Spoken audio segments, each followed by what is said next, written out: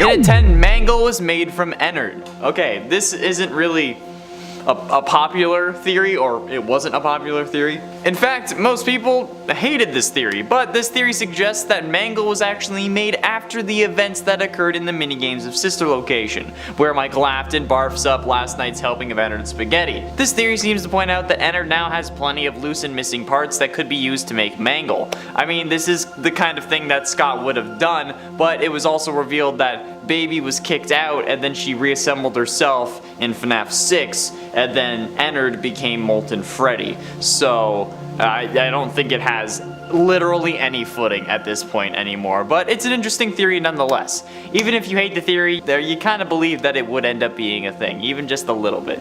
Okay, if I had seen this theory before the other reveals of FNAF 6, I would have probably believed it. And at 9, Real Pizzeria. Before the release of FNAF 4, Scott Cawthon's website was littered with references to the numbers 8 and 7 in the source code. This caused many fans, and even dear old Matt, to think that these were references to the year 1987, where the famous frontal lobe bite occurred. However, other fans believed that these were somehow coordinates, so after plugging them into Google Maps, which I honestly don't understand how you do when you just have a whole bunch of 8s and 7s, like, I tried it, I couldn't figure it out, but whatever. After putting them into Google Maps, however they did it, they ended up finding a location that it actually gave, and it was an actual pizzeria. Obviously, once this got shared, fans of the franchise started harassing the place, and while it might have been one big coincidence, someone might have caught on beforehand. Kathy Blockus reviewed the pizzeria saying the robots kill. I saw a robot fox killing a kid before in there. Run for your lives out of there. This was actually left 3 weeks before any of the FNAF 4 things were announced, which is when all the 8s and 7s appeared on the website. So while this is incriminating, they also, after saying that, left the place 5 stars. So they obviously are just a fan of the franchise, but yeah. And at 8, Real Life Links. In December of 1993, after Chuck E. Cheese had closed in Aurora, Colorado, Margaret Kohlberg, the manager, was tallying up receipts in the back room. While she does this, Bobby Stevens scrubs down the kitchen, and Sylvia Crawwell, Ben Grant, and Colleen O'Connor all work on cleaning the main party area. However, there is someone hidden in the bathroom, 19-year-old Nathan Dunlap. Earlier that year, he had begun working at this location as a cook, before getting into an argument over his hours, which resulted in him losing his job. He was looking for revenge. He exited the bathroom and began firing, killing everyone in the building. First Sylvia, then Ben, then Colleen, then he went to the kitchen, where the bullet entered Bobby's jaw, sending him flying to the ground. Then Nathan went to the back, where Margaret opened the safe before being shot twice. Nathan then filled her bag with $1,500 cash, arcade tokens, and keychains. Thanks to security cameras, he was promptly arrested and sentenced to death. Obviously, this was the first MatPat game theory, and you know what? It sucks. It sucks that it happened, but it's still quite interesting. And while it may not be true that these events are linked with the first game and the mechanics of the first game, I still think the stories are so close it's impossible not to consider. Although when he came out with this theory, my first thought was, oh, so all I have to do to make a popular horror game is just find a just absolutely brutal story. Number 7, Mini-Rena and Biddy Bab. What if the Mini-Renas and Biddy Babs were actually created by Ballora and Circus Baby, respectively? The interesting thing is we don't get close-up looks into the making of these smaller characters and, you know, like their blueprints, their behind the scenes. Is it possible because Ballora and Circus Baby in essence have souls that their individual consciousness might be capable of crafting their own animatronics? I'm not sure. There isn't a ton of evidence to support this theory, but I just kind of thought it was a cool idea, and to me it makes a lot of sense. After all, the Mini-Renas look especially crude in comparison to animatronics like Ballora, and honestly any of the other animatronics in this game really. Which could be an indicator that they were, you know, made by someone still figuring out the ins and outs of animatronics. Not a master like William Afton, which, you know, he would probably already be a master at this point. And we already know that Ennard was in part made by Circus Baby, using the other animatronics parts. So it could kind of actually make some weird sense for her to be making animatronics. In at 6, Withered Bonnie Wants Your Face. In Withered Bonnie's jump scare in FNAF 2, we can actually see him reaching towards your screen, as if reaching for your face. I mean, to be fair, he is missing his, and the other animatronics attack if they see an endoskeleton, but if he had an exposed endoskeleton, why would he attack another one when they're one of his own? Withered Bonnie is also essentially reaching for the Freddy mask that you have on your head, maybe thinking that it can use it to prevent others from attacking him, since his frickin' face is missing, making him absolutely terrifying. Actually, now that I think about it, like, what if the reason they're attacking you is because they can sense the remnant in your body? Maybe, in fact, you do get scooped before becoming the night guard at these pizzerias, and now you look like you should be in a suit because Ennard is inside you, or maybe he's already evacuated at this point. I don't know, it seems like a stretch, but I figured I would put it out there. Number 5. Afton's mistake. There are also a ton of theories when it comes to what caused Elizabeth's death. Was it a malfunction of the animatronic? Was it intentional? Many people attribute Elizabeth's death to William Afton, her father, suggesting that he perhaps even did it on purpose, possibly cracking, or that it was like an accident perhaps, due to faulty programming, or too good of programming maybe on his end.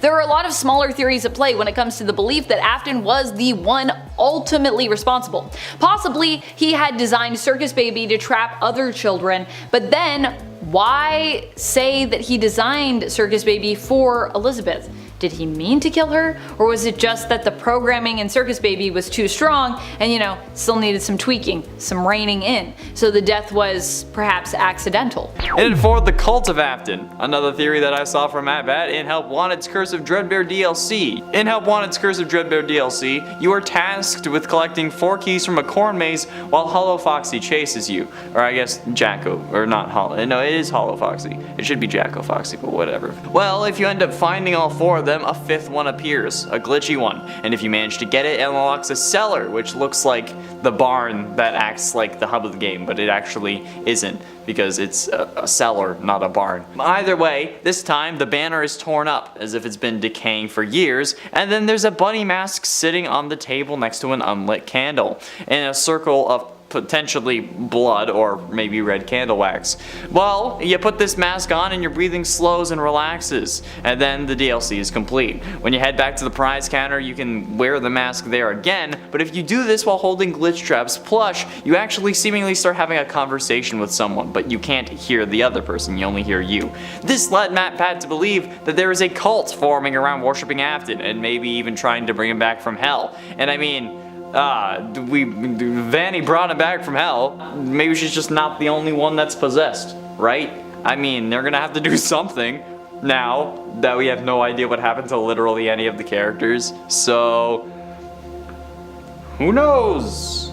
I sure as hell don't. Number 3. Elizabeth's death. Is it possible that Elizabeth's death wasn't William Afton's fault at all? What if Circus Baby was tampered with and this is ultimately why she killed Elizabeth? It's believed that before Elizabeth died, in the same year no less, Charlie was also killed. Charlie is the daughter of Henry Emily, aka Cassette Man, who was also at one point William Afton's partner. Although it seems unlikely at this point, it's possible that Henry was actually the one to blame for Elizabeth's death, and could have sabotaged Circus Baby as a means of getting revenge on William for the death of Henry's own daughter, Charlie, which many believe Afton was actually behind. But ultimately, in at number 2, special delivery indoctrination. Okay, in the few cults that I've been a part of, we always have an indoctrination, something that you must complete before being able to join the group and ascend to the next level. But what would a cult surrounding praising a man who has sent animatronics after children do? Obviously, it would make you need to survive them. And sure, there are the normal games, but like we don't compare those to real life, right? You need something that's more mobile and accessible. Everyone has a phone, and while it's easy to stay in one place, you can actually move around while using the AR on your phone, making it a more difficult challenge, but also a more telling test of your skill and problem-solving abilities. Plus, they gotta know that you can kill kids. So hey, maybe FNAF AR is not actually, we're not playing as families who are ordering these rogue animatronics. Maybe we're just joining the cult. Finally, in at number 1, ignore Help Wanted. This is very much wrong, but finally, still on about the Cult of Afton. Maybe they were trying to get him out. Originally, we thought we were supposed to ignore Help Wanted because it was trying to reboot the series. We had no idea what was going on next, and you know what? At the time, it seemed plausible, but now it's not. That's not what we're supposed to be doing. Help Wanted is fully canon, despite how confusing it may be. I don't know how you're like putting a sentient code version of a serial killer back inside of his original animatronic with his own head in it. Like, I don't get that. I don't know how that's possible. I don't want to know how that's possible. But you know what? This dude has been burnt so many times. I think that he just needs to accept it and move on. I've said this in literally every other video. Afton just needs to die. Please, save me this suffering. I can't do this again. Or give us like a what's the one with like, what's the game with Phoenix Wright? You know, like that lawyer game? Let's just do that, but it's like Afton's trial, so that I can be a better lawyer than Amber Heard's. Number 10, Michael Afton. So when you start playing Sister Location, one of the first things you are asked to do is enter your name, almost as a joke that this more free roam game is going to be like an RPG where you can name and possibly customize your character. This joke part comes from the fact that, guess what, you can't really actually do this at all. Because when you go to enter your name on the keypad, whatever you wanted it to be becomes null and void, and instead you are given the name Eggs Benedict, because the hand unit is apparently malfunctioning. Throughout the game though, hints are dropped that lead fans to believe that Eggs Benedict is really none other than Michael Afton from a narrative standpoint. Michael Afton is the son of William Afton, and it's also theorized that he came to this place to do something very specific. Number 9, Eggs Benedict's true purpose. Or Michael Afton's true purpose if you prefer. Eggs Benedict, as we said, is widely believed at this point to be Michael Afton, the son of William Afton, who was sent in essence to the Sister Location, or Circus Baby's entertainment and rental, to free his sister. This comes from a variety of different things, but even though it's still, in theory, just a theory, at this point it's accepted amongst the FNAF community as pretty much a straight up fact. There are a lot of theories that are like this in the FNAF community that we just kind of go like, look, I know it's a theory, but it's not a theory anymore. It's established because we all decided that. And honestly, there is tons of evidence supporting both the identity and the motive of this character that we play in the Sister Location game. Michael is hoping to help his sister's spirit become free, as it has been trapped for years within Circus Baby. Although ultimately, in terms of the true ending, he kind of fails in doing so, instead getting scooped and then having Ennard sort of stuck within him, along with all the other minds of the animatronics who escaped the Sister Location, because they're all in Ennard, and then Ennard is in Michael. It's like, what are those dolls? The Matryoshka dolls. Just like you keep opening up, there's different layers. And friends, before we move on to this next spot, if you are loving this list and you want more lists like it, you know what to do. Hit that subscribe button, make sure you have the notifications turned on so you don't miss out on any of this good FNAF content. Number 8, Ballora and Circus Baby. Perhaps Ballora and Circus Baby are the only two animatronics who possess souls within Sister Location. They both seem to be implied to have been people, or at least connected to people, and their emotions in life. Ballora seems to resemble the sadness and hope of William's lost love, and Circus Baby is obviously meant to represent Elizabeth, William Afton's daughter, even seemingly being the reason why Michael Afton came to the facility in the first place, in order to free the trapped soul of his sister from within her. Is it then possible, when it comes to the animatronics, that these are the only two animatronics that actually possess souls, if you will? If this is the case, what makes the other animatronics sentient? Or are there other victims slash individuals tied to those other animatronics that we simply don't know about? I have many theories on it, but yes, I think that overall, I think Ballora and Circus Baby, the only two with like spirits or souls in them. And it's 7 Dream Theory. Most of you, if not all of you, have heard this before. The theory that everything we have seen in these games is a dream. Sure, Help Wanted gets meta and kind of puts this theory to bed, but what if all the things that we are seeing is still a dream? What if it's not the crying child in his home or in a hospital room waking up every morning? What if it's William Afton dreaming about the insane things that he plans on doing and how well it works out? Well, to him it would be working out because he's a lunatic, but like, time works differently in dreams. You could go a whole month of your life and wake up and it's only been 6 hours. And sure, you're able to control your dreams to an extent, but that's very difficult to do. Once you realize you're dreaming, for the most part, you wake up. So what if he's only considering killing kids right now? And this is his mind telling him not to do it, or to do it, because again, he's cuckoo for Cocoa Puffs. Or there is another theory that we are still dreaming through Crying Child, where he is just now further into the dream, trying to justify what he saw so that when he wakes up, he isn't terrified. Or he played the games and then actually had real nightmares about them. Number 6, one of the bites? I can't even believe this one is out there, and still some people believe it to be true. Well, I've looked at the sister location game a lot, and I mean a lot. This was one I had actually never come by before until doing this video. The idea is that the death of Elizabeth Afton, where she gets scooped or, gobbled up or whatever you want to call it by Circus Baby, is meant to be the bite of '83. This is because her death is believed to have taken place in 1983. However, it seems that she wasn't alone in perishing that year, if that's to be believed, because Crying Child also supposedly was bitten and later died in 1983, or was bitten in '83. I don't know if we really know when Crying Child died, but I'm assuming it was the same year. So is it possible that there were multiple bites? Or should we not even count Elizabeth? Do we consider what happened to her to be a bite at all? Typically, bite of '83 is attributed to Cece, but apparently there are those out there who believe that Elizabeth may actually be the death people are talking about when it comes to this still somewhat mysterious bite. Halfway through into number 5, the movie isn't real. We all know about the Five Nights at Freddy's movie supposedly in development by the same studio that made Paranormal Activity, Blumhouse Studios. But what if that's not really going to happen?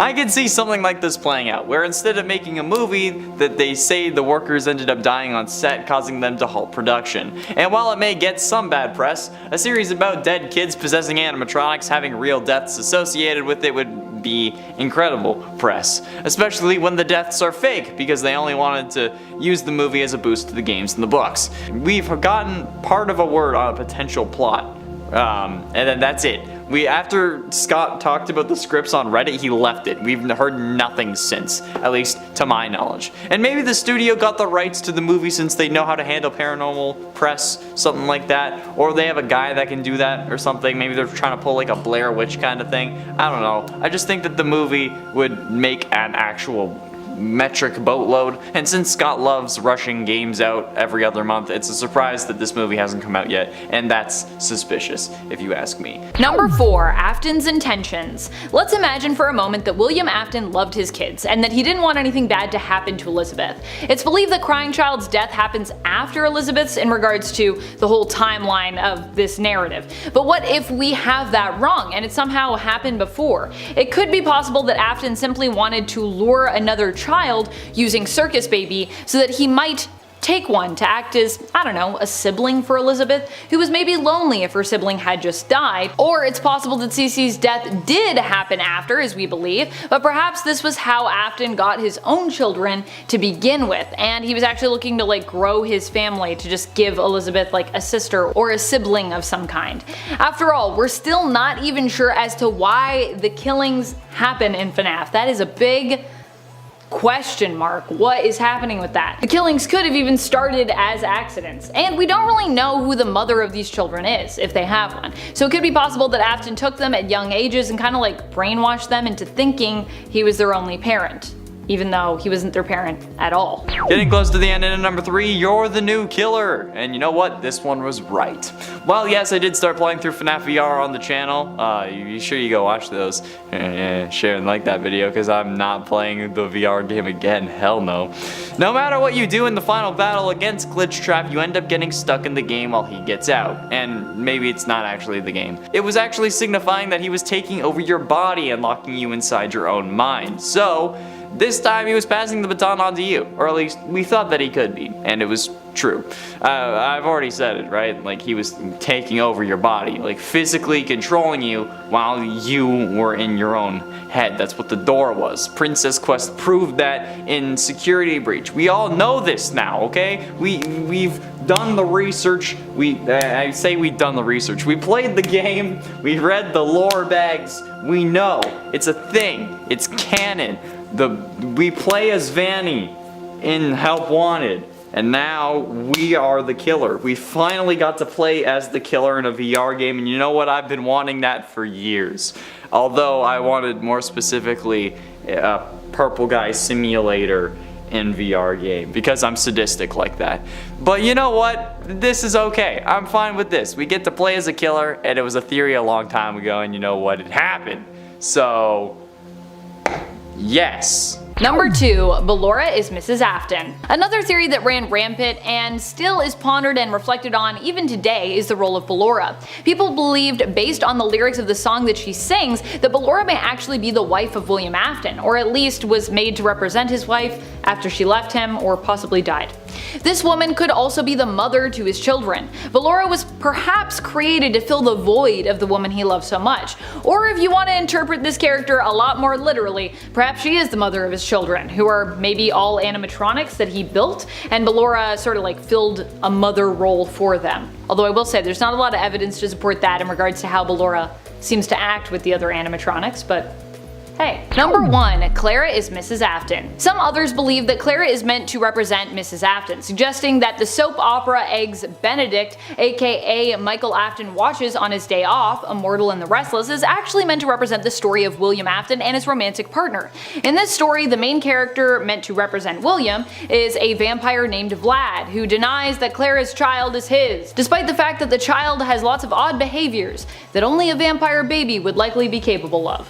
This could suggest that William was the one that attempted to abandon Clara, but if that is the case, then how did he end up looking after his children? How did that happen? Was he resentful of having to take care of them, and that's perhaps why they met untimely ends?